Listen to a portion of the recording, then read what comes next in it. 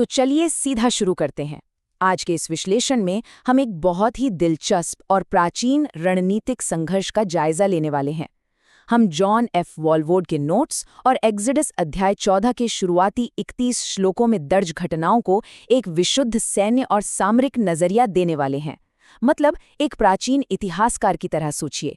ये महज एक पुरानी कहानी नहीं है दोस्तों, ये असल में दुनिया की सबसे पुरानी दर्ज की गई सैन्य रणनीतियों और हाँ, कुछ बेहद हैरान कर देने वाले चमत्कारी हस्तक्षेपों का एक मास्टर क्लास है। वालवोर्ड साहब का ये उदाहरण लाल सागर के माध्यम से उद्धार, सच कहूं तो एकदम सटीक है। ये पूरा का पूरा ऐतिहासिक रिकॉर्ड शुरुआत में ही अपना मुख्य एजेंडा साफ कर देता है। जब हम इन प्राचीन पन्नों को पलटते हैं तो साफ दिखता है कि भाई ये कोई आम सफर या पिकनिक नहीं थी। ये तो उस समय की दो सबसे बड़ी ताकतों के बीच एक आर पार की लड़ाई थी। और इसका जो अंतिम परिणाम निकला ना, वो इतना चौंकाने वाला है कि आज भी बड़े बड़े सैन्य विशेषज्ञ और इतिहासकार इसे देखकर दांतों तले उंगली दबा लेते हैं। रणनीतिक प्रस्थान, प्राचीन दुनिया में परस्पर विरोधी उद्देश्य। अब जरा इस स्थिति को समझिए। दोनों तरफ के सामरिक लक्ष्य बिल्कुल, मेरा मतलब है 100% एक दूसरे के खिलाफ थे। इजरायलियों का ये कदम कोई साधारण भागदौड़ नहीं थी, ये एक बहुत ही हाई स्टेक्स यानी भारी जोखिम वाला सामूहिक प्रस्थान था। एक तरफ इजरायली हैं जिनका बस एक ही सीधा सा मकसद है, किसी भी तरह वहां से निकलना और अपनी आज़ादी पाना, और दूसरी तरफ मिस्र का सर्वशक्तिमान शासक फिरौन। उसका लक्ष्य क्या है? हर मुमकिन कोशिश करके उन्हें रोकना। यहीं से वो रणनीतिक चिंगारी भड़कती है जिसने इस पूरे ऐतिहासिक टकराव की नींव रखी। फिरौन का सामरिक पीछा, मिस्र की जवाबी कार्रवाई।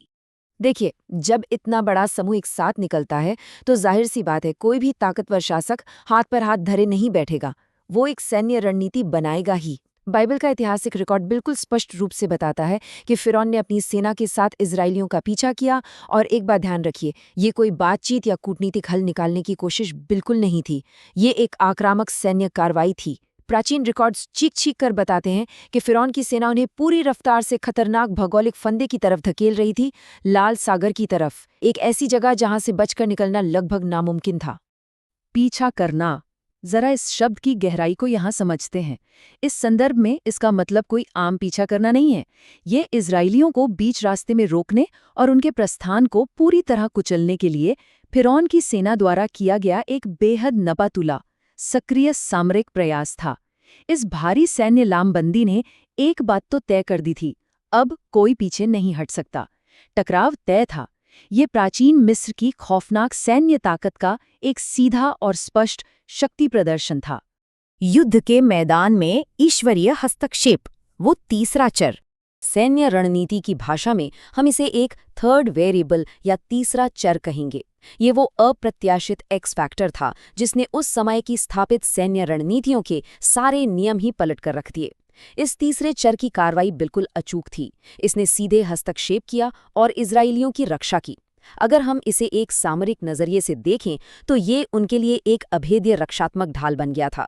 जरा सोचिए, मिस्र की सेना जो उस वक्त दुनिया की सबसे खूंखार और आधुनिक सेनाओं में गिनी जाती थी, अचानक एक ऐसी अदृश्य दीवार के सामने खड़ी थी जिसे उनके भारी भरकम रथ और हथियार खरोच तक नहीं मार सकते थे। चमत्कारिक मार्ग, पर्यावरण में आया अचानक बदलाव। अब जरा घटनाओं की इस टाइमलाइन पर गौर कीजिए। किसी भी प्राचीन इतिहासकार या सैन्य विश्लेषक के लिए ये देखना सच में विस्मयकारी रहा होगा कि कैसे पूरा का पूरा युद्ध क्षेत्र ही बदल गया।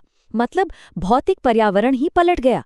रफ्तार देखिए, पहले प्रस्थान होता है, फिर आक्रामक पीछा शुरू होता है, उसके बाद अचानक वो ईश्वरीय हस्तक्षेप होता है जो लाल सागर के ठीक बीच से एक रास्ता खोल देता है, और अंत में मिस्रवासियों के डूबने के साथ ये पूरा अभियान एक झटके में खत्म हो जाता है। ये कोई धीमी प्रक्रिया नहीं थी, बल्कि प्रारंभिक हलचल से शुरू होकर एक पूर्ण विनाशकारी आपदा तक की बेहद तेज छलांग थी, जहां हमें रसद और आवाजाही का एक ऐसा उदाहरण मिलता है जो बस दिमाग हिला देता है। ईश्वर ने चमत्कारिक ढंग से लाल सागर के ठीक बीच से उनके लिए एक सूखा रास्ता तैयार कर दिया। अगर आप सैन्य लॉजिस्टिक्स के पूरे इतिहास को खंगाल लें तो गहरे पानी के एक विशाल स्रोत के बीचों बीच से रातों रात लाखों लोगों के लिए एक सुरक्षित मार्ग बनाना सच में इस सामरिक कदम की पूरे इतिहास में कोई दूसरी मिसाल नहीं है। ये अपने आप में एक मास्टर स्ट्रोक था। विनाशकारी जल संबंधी हार, अंतिम परिणाम। चलिए अब इस अंतिम मुठभेड़ को स्टेप बाय स्टेप डिकोड करते हैं। ये प्राचीन इतिहास की सबसे नाटकीय पराजयों में से एक है। पहले स्टेप में पानी के बीच वो अद्भुत मार्ग तैयार होता है। दूसरे स्टेप में मिस्र की सेना अपनी सबसे बड़ी और शायद आखिरी सामरिक गलती करती है। वो उसी चमत्कारी रास्ते पर आंख बंद करके पीछा करने उतर जाते हैं। और फिर आता है तीसरा स्टेप। लौटता हुआ पानी पीछा करने वालों पर कहर बनकर टूटता है और उन्हें पूरी तरह डुबो देता है।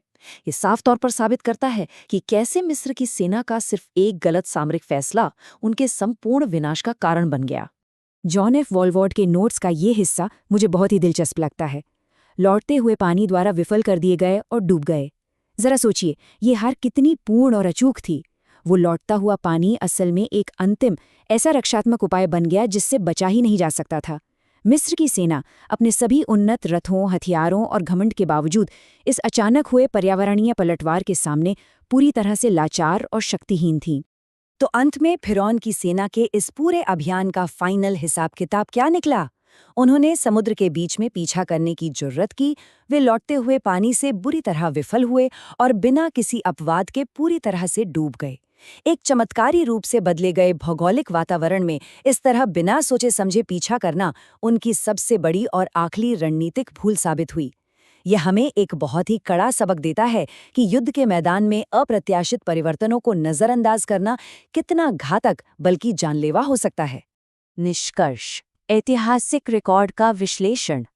ये पूरा ऐतिहासिक विवरण हमें ये दिखाता है कि कैसे दुनिया की सबसे ताकतवर और सुसज्जित सेना भी एक अप्रत्याशित पर्यावरणीय घटना के सामने ताश के पत्तों की तरह ढह सकती है।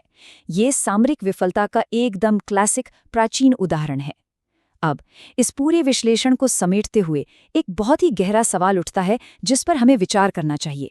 प्राचीन ग्रंथ सैन्य संघर्षों में इस तरह के बड़े और गहरे पर्यावरणीय हस्तक्षेपों की व्याख्या आखिर कैसे करते हैं? जब प्राचीन इतिहास, ठोस सैन्य रणनीति और चमत्कारिक घटनाएं एक ही बिंदु पर टकराती हैं, तो सच मानिए ये हमें मानव इतिहास और युद्धों को समझने का एक बिल्कुल नया और हैरान करने वाला नजरिया देता है। जरा इस बारे में सोचिएगा।